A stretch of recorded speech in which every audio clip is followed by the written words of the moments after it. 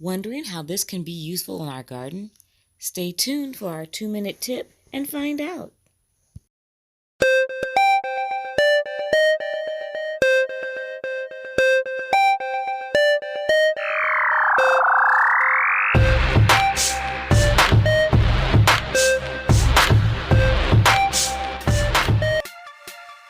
Using any carton from your refrigerator, any size, cut the panel off the side and you can fill this with soil to make a waterproof container for planting.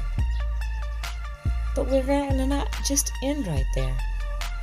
You can take that panel, cut that into rectangle pieces. And you know what? I didn't even think about this. I've thrown several of these away and I'm kind of mad at myself. Because all you have to do is get a Sharpie. And it does have to be a very good Sharpie that's waterproof, not a generic.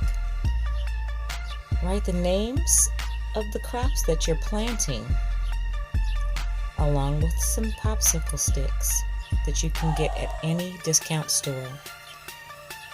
Then here comes your stapler. It has to be heavy duty that can staple through